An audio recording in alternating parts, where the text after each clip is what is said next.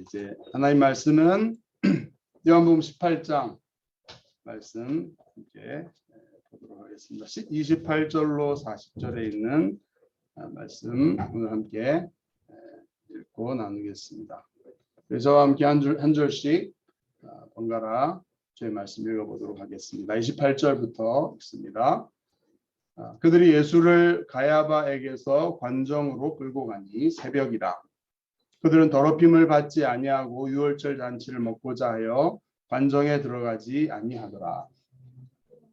빌라도가 밖으로 나가서 그들에게 말하되 너희가 무슨 일로 이 사람을 고발하느냐. 대답하여 이르되 이 사람이 행악자가 아니었더라면 우리가 당신에게 넘기지 아니하였겠나이다.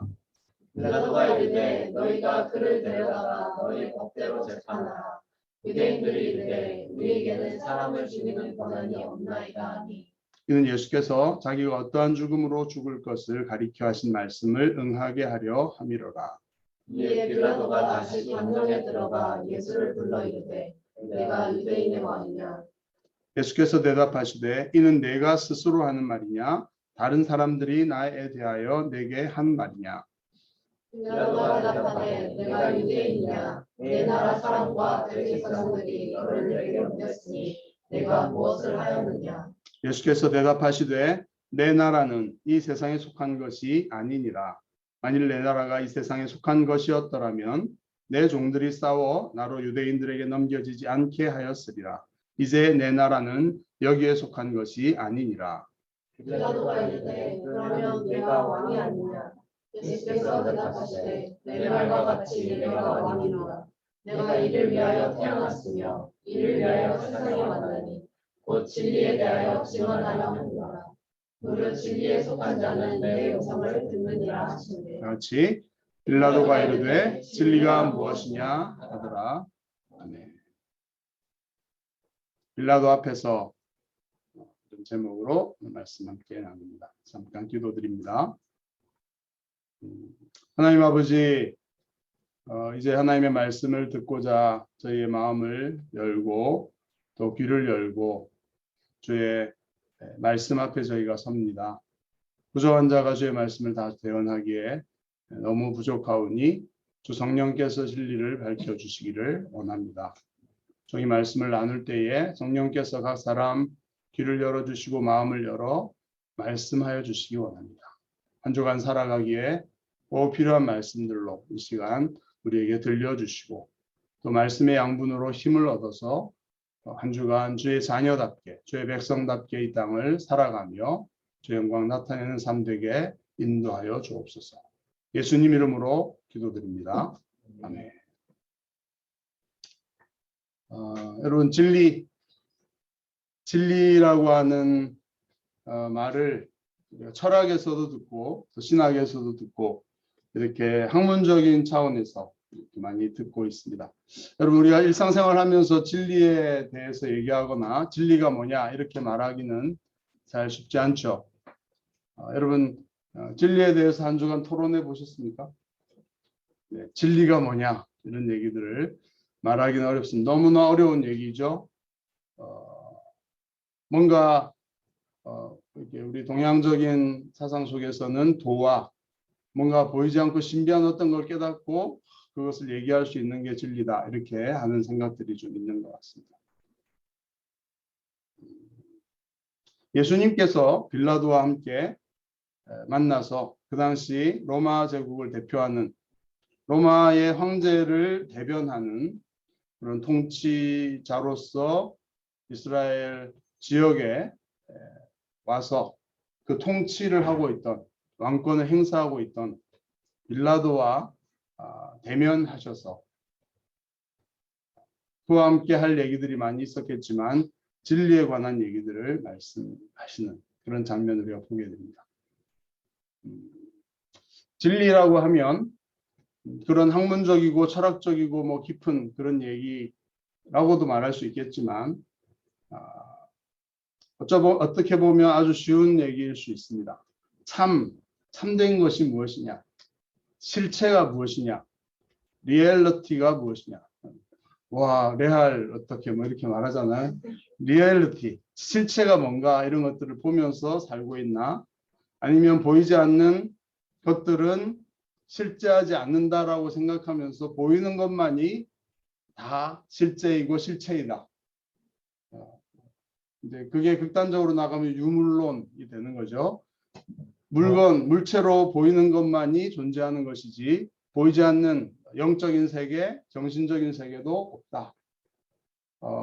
정신적으로 우리가 생각하고 말하고 느끼고 하는 이런 것도 사실은 우리 뇌 속에 있는 뇌 세포의 작용에 의한 것인 물질적인 작용의 결과인 것일 뿐이지 우리가 말하는 영적인 세계나 하나님이나 그런 보이지 않는 세계는 존재하지도 않는 것이다. 실체가 없는 것이다. 이렇게 믿고 있는 사람도 있죠. 그래서 이 진리라고 하는 말은 실체가 무엇인가, 참된 게 무엇인가 이런 얘기라고 할 수 있겠습니다. 여러분은 한 주일간 어떤 것을 실체로 생각하고 어떤 걸 근거로 해서 무엇을 위해 어떤 방향으로 살아오셨는가 이런 질문들을 하게 할 수 있죠. 그것이 진리에 관한 얘기들입니다. 우리는 과연 이 세상이 뭘로 구성되어 있고 참된 것이 무엇이고 그 참된 것을 어떻게 구현하면서 살아갈 것인가. 이것이 진리에 관한 얘기죠. 그래서 어떻게 보면 저기 대학이나 이런 학문을 하는 곳에서는 막 이해하기 어려운 얘기들을 가지고 진리에 대한 토론을 하는 것 같지만 어찌 보면 일상을 살아가는 우리에게 있어도 이 진리는 굉장히 중요한 것인데 참과 실체에 관한 것이라 말할 수 있습니다. 예수님께서 빌라도 앞에 서시게 된 장면을 우리는 함께 봅니다. 그 배경은 아시죠? 예수님께서 이제 마지막 주간에 마지막 날 당일날 새벽에 체포되셔서 대제사장들과 그들이 주관하고 있던 종교 지도자들, 산헤드린이라고 하는 그런 공의회 앞에서 신문을 당하시고, 요한복음에서는 그 중요한 내용들이 싹 빠져 있죠. 더 중요한 내용들을 얘기하기 위해서. 그리고 사실 가야바가 당시 대제사장이었지만 그 배후에 실체로 있는 안나스라고 하는 장인, 몇십 년 동안이나 대제사장으로서 그 실체로서의 장악을 하고 있는 보이지 않는 그 사람 앞에서 신문당하신 장면. 그리고 바로 이어서 가야바에게 보냈다 하는데 가야바를 통해서 산헤드린에서 이렇게 재판받고 했던 과정은 싹 생략하고 요한복음은 그들이 예수를 가야바로부터 관정으로 끌고 갔다. 그렇죠? 총독 이방인 로마인이었던 총독 빌라도가 다스리고 살고 있던 관적 안토니오세라고 하는 그곳으로 끌고 갔습니다.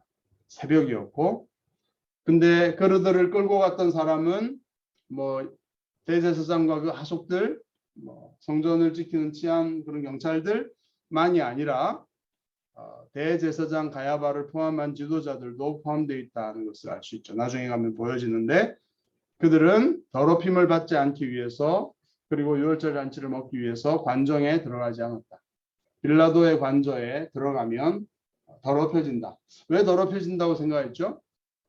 이방인의 집에만 가도 더럽다. 이렇게 그런 정결함, 하나님 앞에서의 정결함 때문에 이렇게 생각했을지 모르겠는데 학자들은 뭐 이렇게 따지긴 하지만 뭐 어쨌든 그렇게 됐습니다. 더럽힘을 받지 않고 유월절 잔치에 참여한 유월절 절기에서 가장 중요한 그날인데 몸이 더럽혀지면 구약 율법에 의하면 한 주일 이상 몸을 정결케 하는 일을 하고 그러면 유월절 양도 먹지 못하고 절기에 참여하지 못하는 특히 대제사장이나 지도자들이 포함되어 있었던 것 같은데 그러면 안 되는 거죠. 그런데 이 장면이 상당히 아이러니하죠. 자기들은 죄가 없으신 하나님의 아들이시고 하나님이 보내신 하나님의 어린 양인 예수 그리스도를 죽이려고 지금 이런 악한 시도들을 하고 있습니다. 근데 자기들의 종교 의식에 따르면 더럽힘을 받지 않으려고 총독의 관저에 들어가지 않죠. 형식적인 종교 의식에 따라서 유월절 양을 그날 저녁에 먹어야 되기 때문에 하나님께서 보내신 하나님의 어린 양은 죽이려고 하고 그를 죽이는 일에 몰아넣고 있는데 자기들은 거룩하다 이렇게 선을 긋고 있는데 결과는 어떻게 됐습니까? 하나님이 보내신 어린 양의 생명은 받아들이지 못하고 형식과 껍데기만 남은 유월절 그 어린 양을 먹기 위해서 이렇게 자기들이 더럽힘 받고 들어가지도 않는 이런 일들이 보여요. 결과는 어떻게 됐냐 하면 이 관저 안에서 예수님께서 빌라도와 함께 대화하면서 하나님 나라의 깊은 본질에 대한 얘기를 하셨던 것을 그들은 스스로 자신을 구별 지음으로써 하나님께서 말씀하시는 그 진리를 듣지 못하게 되는 그런 결과가 어쨌든 빌라도는 밖으로 나가서 무슨 일로 이 사람 고발하냐 그랬더니 이 사람 행악자가 아니면 넘기지 않았을 거다. 악한 나쁜 놈이다. 나쁜 사람이다. 이렇게 두루뭉실하게 얘기를 하죠. 그래서 빌라도는 좀 내막을 알고 있었겠죠. 빌라도 하는 일이 이 지역에서 총독으로서 유대인의 종교가 어떻고 그들 가운데 일어나는 일이 뭐고 시위가 일어나지 않을까. 그렇죠. 특별히 절기에 굉장히 많은 사람들이 몰리는 곳이었기 때문에 동향을 주시하고 있었을 겁니다. 그래서 모르지 않았을 텐데 그래서 빌라도는 너희 법대로 재판을 해라 이렇게 회피를 합니다. 이게 어떤 자기들의 종교의 문제고 이런 것임을 알고 있었던 거죠. 근데 그들은 우리에게는 사람을 죽이는 권한이 없다 이렇게 말하죠. 사람을 죽이려고 하는 예수를 죽이려고 하는 목적과 뜻과 계획을 확실히 보여주고 있죠. 요한은 예수께서 어떤 죽음으로 죽을 것이다 말씀하신 그것을 이루려고 이런 일들이 일어나고 있다 이런 것들을 밝혀주고 있습니다. 빌라도가 다시 관정에 들어가서 예수님과 대화를 하죠. 네가 유대인의 왕이냐. 이 대화 속에서 그 지도자들과의 대화 속에서는 이런 언급이 나오지 않았는데 갑자기 빌라도가 예수님에게 유대인의 왕이냐 이렇게 묻습니다. 이것은 다분히 정치적인 의미를 담고 있겠죠. 예수님에 대해서 네가 유대인의 왕이냐 이런 것을 갑자기 그 재판하는 자리에서 묻는 것은 정치적인 의미로밖에는 이해할 수가 없습니다. 왜냐하면 앞에 나왔지만 사람을 죽이는 권한이 없다 이렇게 하면서 종교 지도자들이 예수를 죽이려고 하는 몰아갔던 명목이 이 예수가 자기를 왕이라고 유대인의 왕 메시아라고 생각하고 그 메시아는 상당히 정치적인 것이죠. 그 당시를 지배하고 있던 로마 제국을 몰아내고 정치적으로 군사적으로 이스라엘의 자유와 독립과 해방을 쟁취하려고 하는 그런 이스라엘의 지도자로 자기가 스스로 자칭하고 있다. 이런 얘기죠. 그렇게 반역을 꿈꾸고 그 민족의 해방을 위해서 이렇게 앞장선 사람이 이렇게 재판에 회부되고 이렇게 한다면 총독은 당연히 그 싹을 깨끗이 잘라서 죽여야 되는 이런 상황이 맞죠. 근데 그런 의도에서 네가 유대인의 왕이냐 이렇게 물어본 것인데 예수님께서는 그 말을 듣고 네가 스스로 하는 말이냐 다른 사람들이 내게 한 말이냐 이렇게 반문을 하십니다. 그 결과에 따라서 예수님의 그런 반응도 달라질 것이다 이렇게 생각할 수 있죠. 스스로 그렇게 생각해서 하는 말이냐 아니면 다른 사람들이 나에게 대해서 한 말이기 때문에 그렇게 하는 것이냐. 이렇게 함으로써 이 빌라도와 예수님은 대화를 시작하십니다. 총독과의 대화. 주제는 유대인의 왕에 관한 것. 예수가 과연 유대인의 왕이냐 아니냐. 그것을 너는 어떻게 생각하느냐. 사람들이 그렇게 말하기 때문에 그렇게 나에게 질문하는 것이냐. 아니면 진짜 너 스스로는 나에 대해서 어떻게 생각하느냐. 이거를 묻고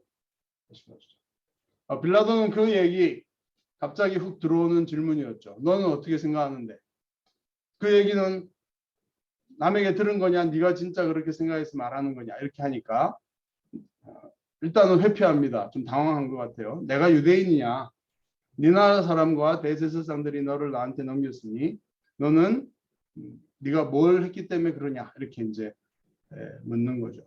예수님은 빌라도에게 이렇게 말씀하십니다. 내 나라는 이 세상에 속한 것이 아니다. 여러분, 내 나라라고 하는 이 대답은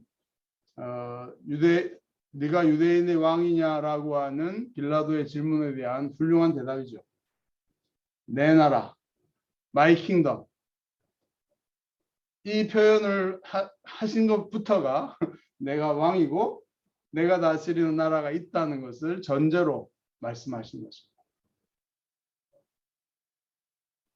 그 빌라도의 관저 안에서 나누어졌던 이 대화는 요한복음에만 기록되어 있고요.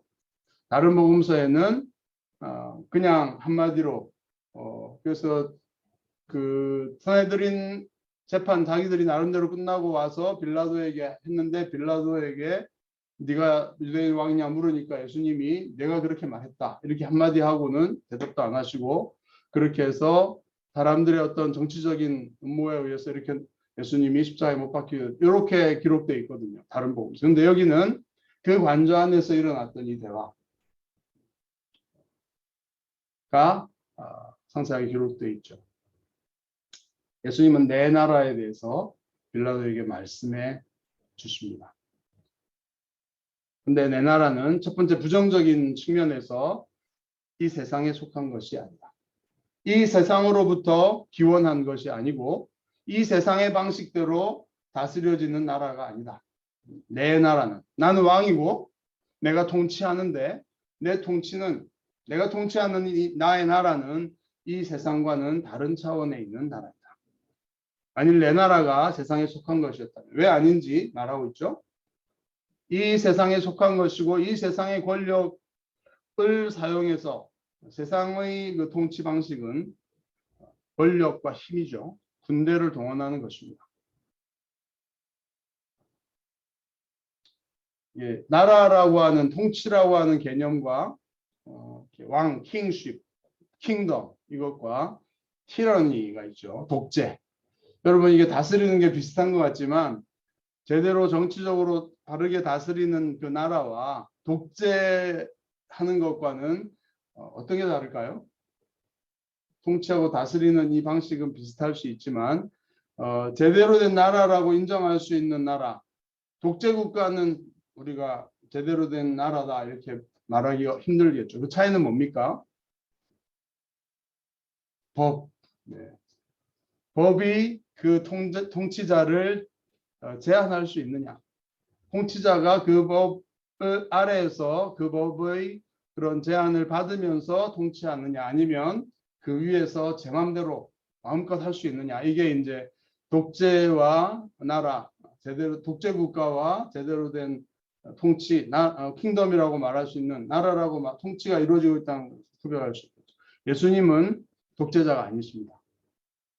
많은 사람들이 오해하죠. 하나님은 전지전능하시고 무소부재하시고 절대 권력을 갖고 계신 분이니 그것만큼 독재가 없다 이렇게 오해할 수 있는 그런 권한을 갖고 계신 분이시죠. 그러나 그분은 나라를 킹덤 오브 갓 하나님의 나라를 세우시고 그 나라를 다스리시는 그 나라의 아주 정당하고 정의로우신 왕이시죠. 독재자가 아니십니다. 근데 하나님이 워낙 하나님이시다 보니까 그런 오해를 받을 만하지만 그러나 그분은 정당한 자신의 법, 가장 정의롭고 가장 공정한 공의로운 그 법에 따라서 약간 하나님께 신뢰가 되는 표현일 수도 있지만 하나님 자신의 법에 의해 제한을 받는 무제한의 그런 하나님이 자신의 말씀에 제한을 받죠. 자신의 한 약속에 제한을 받으시죠. 그래서 훌륭한 선지자들은 하나님과 이렇게 논쟁하죠. 하나님 그렇게 말씀해놓고 왜 안 하시냐라든지 이렇게 하나님과 논쟁하고 하나님께 따지고 할 수 있는 그런 대상이죠. 하나님이 독재자였으면 요나가 그렇게 덤벼들고 하나님 앞에서 이렇게 했을 때 그냥 개미 한 마리 죽이듯 이렇게 하셨을 것입니다. 근데 하나님은 자신의 하신 말씀과 자신의 성품 모세를 통해서 자신이 오래 참으시고 용서하시고 사랑이 많으시고 이런 하나님이라는 것을 밝혀줬기 때문에 그 주제를 가지고 토론하시죠. 논쟁하십니다. 하나님께서는 자신의 말씀과 자신의 법에 의해서 제한을 받으시면서 통치하시는, 약간 아이러니한 말이긴 하지만 그런 공정한 왕이시다, 이런 것을 알 수 있죠. 예수님도 자신의 나라를 이렇게 나라라고 말씀하시는데, 그래서 세상의 군대들을 동원해서 싸워서 세상의 권력을 추구하고 그렇게 하는 왕이 아니라, 내 나라가 아니라 하나님께 속한 이 세상에 보이지 않는 그런 나라이다. 세상과는 다른 나라이다. 이렇게 말씀하십니다. 실제로 칼을 빼들었던 베드로에게 자제시키셨죠. 그 나라가 아니기 때문에. 폭력과 힘으로 했다면, 요한복음에 나와 있지 않지만 천군 천사들 12군단이나 데려다가 힘을 쓸 수도 있다. 그런 권력이 있다. 그러나 그 방식으로 통치하지 않는다. 나는 이 세상의 나라에 속한 것이 아니다. 이렇게 두 번이나 강조해서 말씀하십니다. 빌라도가 그 말을 듣고 그러면 내가 왕이 아니냐 이렇게 말하니까 네 말과 같이 내가 왕이니라 이렇게 예수 말씀하십니다. 근데 이제 원문에 보면 네 말과 같이 내가 왕이다 이렇게 말씀하신 게 아니고 네가 말하는구나 내가 왕이라고 이렇게 되어 있어요. 그래서 이제 다른 복음서와 일치하는 이런 말씀을 하셨습니다. 뭐 이렇게 번역 영어로 뭐라고 돼 있죠? You say that I am a king. 예, 이게 원문에 맞는 New RSV가 아주 제 기대대로 원문에 맞네요. 이렇게 말씀하십니다. 이건 뭐죠? 예수님이 자신이 왕이라는 얘기를 하시는 겁니까? 아니면 네가 말하는 거다? 애매하게 말하는 것입니까? 이런 말이죠. 내가 왕이 맞고 네가 그렇게 말을 했고 네 말한 것처럼 내가 왕이다. 이 얘기를 돌려서 말씀하고 계십니다. 내가 이것을 위해 세상에 왔는데 핵심적인 메시지를 말씀하고 계시죠. 그 진리에 대해서 증언하려고 한다. 하나님의 나라는 진리의 나라. 진리로 통치하는 것이다. 세상과 같이 군사력과 어떤 억압과 압력을 가지고 통치하고 자신의 뜻을 이루는 그런 나라가 아니라 진리의 근거에서 진리라는 방식을 통해서 통치하고 있는 나라다. 그래서 내가 진리에 대해서 증언하려고 왔고 진리에 대해서 그 증언을 듣고 받아들이는 자는 진리에 속한 자는 내 음성을 듣고 나의 나라와 나의 통치 그리고 그 나라에서만 누릴 수 있는 요한복음 3장 기억하시나요? 하나님의 나라. 어떻게 그 하나님 나라에 들어갈 수 있냐? 니고데모가 질문하고 하나님의 나라에 들어가는 것은 물과 성령으로 거듭나야 된다. 이렇게 말씀하십니다. 하나님의 나라라는 그 표현과 내 나라라고 하는 표현이 연결되죠. 예수님은 그 하나님의 나라, 진리에 속한 나라를 증언하기 위해서 왔고 그 진리에 속한 자는 내 음성을 듣는다. 이렇게 말씀하십니다. 우리 청년들이 하나님의 나라를 꿈꾸며 하나님께서 하셨던 일들을 돌아보기 위해서 이제 영국까지 오셔서 열흘 정도 지내고 계시는데 또 웨일즈도 다녀오셨고 이제 이번 주에는 스코틀랜드도 다녀오시고 또 유럽도 다니면서 하나님이 하셨던 과거의 큰 부흥의 자리들과 또 종교 개혁이라고 하는 역사적 현장 속에서 하나님이 그 인물을 통해 하셨던 일을 돌아보고 있습니다. 너무나 귀한 배움의 자리들이죠. 거기에서 우리가 또 함께 생각해야 될 게 바로 이 말씀이라고 생각합니다. 하나님의 나라는 진리를 통해 통치하시는 것이다. 이 사실을 하나님께서 그냥 쉽게 너무 안타까움이 많습니다. 지금의 영국의 현실을 보고 한국의 현실을 보고 세계 현실을 보면 하나님께서 그냥 세상적 방식으로 한번 다스려 주셨으면 그렇죠? 뭐 그런 종교가 있죠. 칼이 아니면 코란 이렇게 해가지고 믿을래 안 믿을래 아니면 목숨을 걸든가 뭐 이렇게 해서 개종을 시킨다고 말하지만 그게 하나님이 꿈꾸시고 참된 하나님의 통치와 하나님의 나라일까요? 그건 아니라는 것을 하나님이 아시고 하나님 자존심상 원치 않으시는 거죠. 그래서 선악과도 에덴 동산에 처음부터 인류에게 만드신 게 너 거절할 자유까지 보장하면서 내가 실력과 사랑으로 승부하겠다. 이렇게 출사표를 던지신 거잖아요.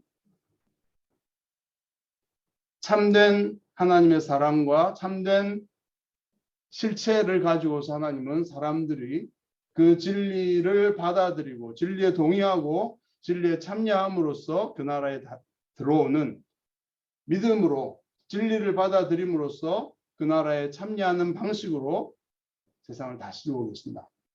그래서 우리가 어떤 때는 참 자괴감이라고 할까? 하나님이 크시고 너무 정말 그 사랑과 영광과 그 의와 정의와 이런 게 아름다우신데 어떻게 세상은 지가 무슨 왕국의 왕인 것처럼, 이게 이제 죄의 본질이죠. 내가 다스리는 이 내 마음이라고 하는 여기는 내 마음대로 해야 돼. 어느 누구도 나에게 억압하거나 나를 속이거나 내가 원치 않는 것을 하게 만들 수 없어. 이렇게 모든 사람들이 자기가 왕이라고 생각하고 사는 거죠. 하나님이 왕이신데 그 진리와 그 사랑과 그 영광과 그 기쁨과 그 평안을 알지 못하기 때문에 내가 다스리는 게 최고라고 생각하고 그런 왕노릇을 하고 있습니다. 그런데 그 선악과 앞에서 행했던 근본적인 잘못된 판단을 다시 깨닫고 예수 그리스도가 진리구나. 하나님께서 예수 그리스도를 통해서 나타낸 그 앞에서 나의 빛을 비추었을 때 내 얼굴을 발견하고 내가 얼마나 잘못되었는지, 어둠과 오염과 악함 가운데 속임과 거짓과 부끄러움 가운데 살아가고 있는지 그것을 밝히고 사람들은 어떻게 하죠? 불을 끄려고 하죠. 자기 얼굴이 보이면 너무 흉하니까 더럽고 불을 끄고 안 보고 그냥 살려고 합니다. 그러나 진리의 빛이 비춰졌을 때 그것을 정말 근본적으로 죄라고 하는 이 오염된 그것을 제거해주고 깨끗이 씻어주고 없애줄 수 있는 그분, 그게 실체죠. 그분에게 나아가서 우리의 어떤 존재론적 실체가 아니라 존재론적 실체에서 근거해서 그 문제를 해결해 줄 수 있는 실체, 하나님의 사랑과 구원의 능력과, 그리고 그것은 생명에 관한 문제고 죄의 삭은 사망이기 때문에 죽음과 피가 아니면 그 문제를 되돌리고 깨끗하게 해결할 수 없기 때문에, 그래서 하나님이 사람이 되어 오신 거죠.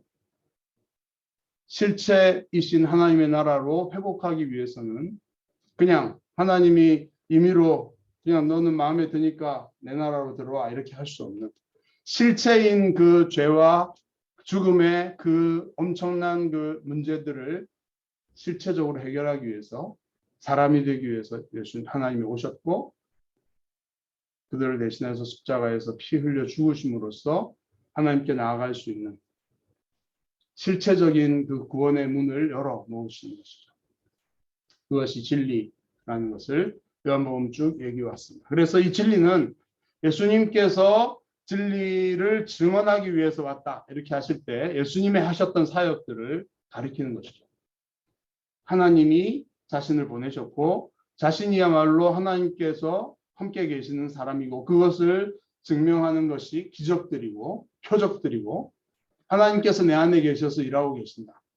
그리고 나를 믿는 자는 영원한 생명을 얻게 된다. 예수님께서 하시면서 그 증거로서 행하셨던 많은 일들이 다 진리에 관한 것입니다. 이 진리는 그러니까 예수님이 강의실에서 이렇게 칠판에서 막 강의만 하신 게 아니었죠. 그렇게 하지 않으시고 진리를 말씀하시고 진리를 행하셨고 진리를 보여주셨던 그런 차원의 실체를 진리라고 하는 것이죠. 그래서 많은 사람들은 예수님과 그 말씀과 하시는 일들을 보면서 하나님이 이 예수님과 함께 계시고 이분이 하나님이 맞구나. 그 실체적인 진리를 인정하고 받아들이게 되는 것입니다. 그것이 믿음이고 그렇게 그 진리에 속하여지는 것이죠.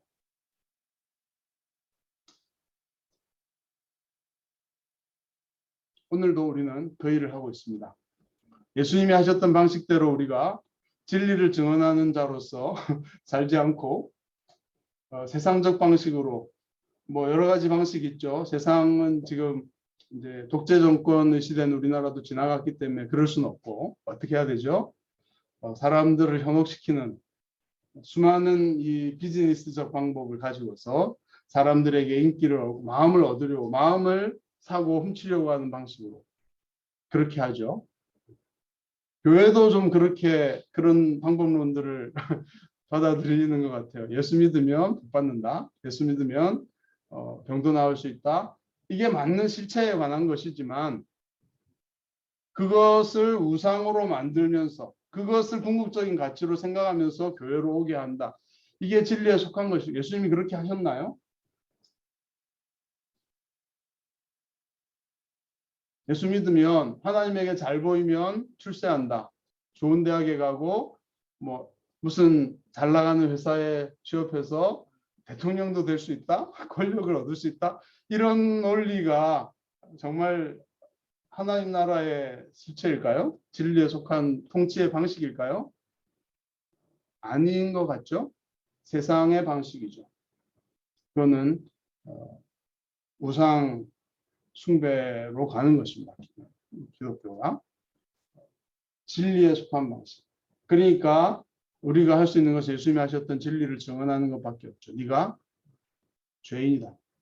너의 삶은 지금 정상이 아니고 뭔가 삶의 잘못된 부분들은 총체적으로 잘못된 뿌리로부터 잘못된 게 있기 때문이다.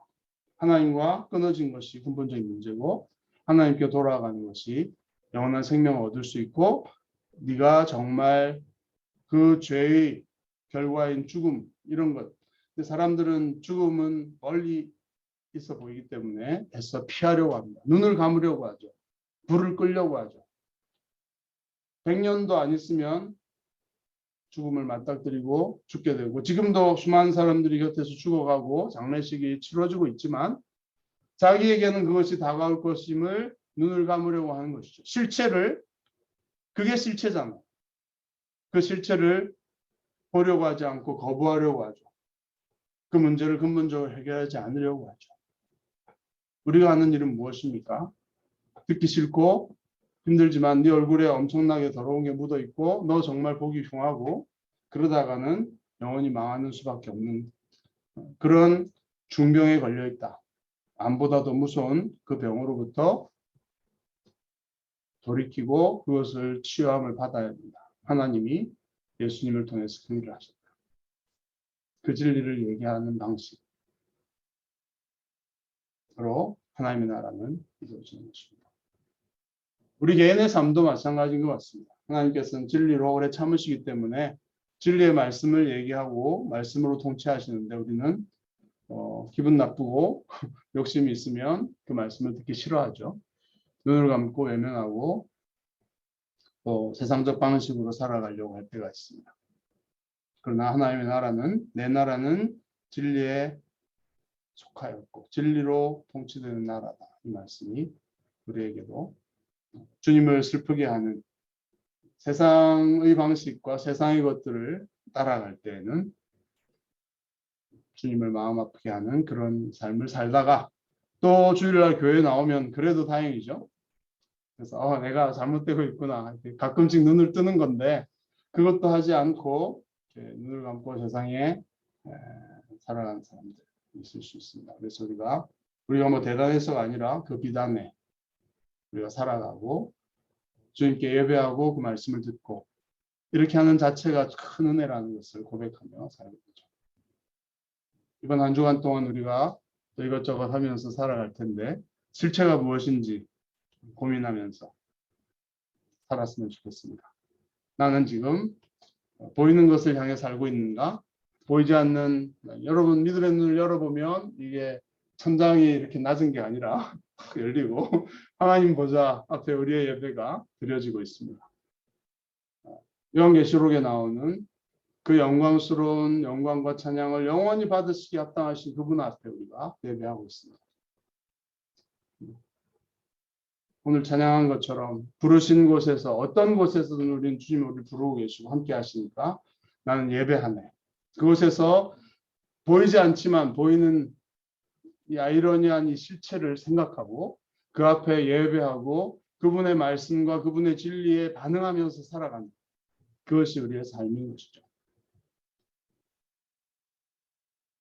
그런 방식으로 하나님의 나라는 우리에게 이미 생생하게 임하여 있습니다. 그 진리의 나라에 믿음으로 성실하게 반응하는 우리 모두가 되기를 바랍니다. 빌라도는 어떻게 한 것 같습니까? 진리가 무엇이냐라고 반문을 하고 있습니다. 진짜 진리에 대해서 관심이 있는 걸까요?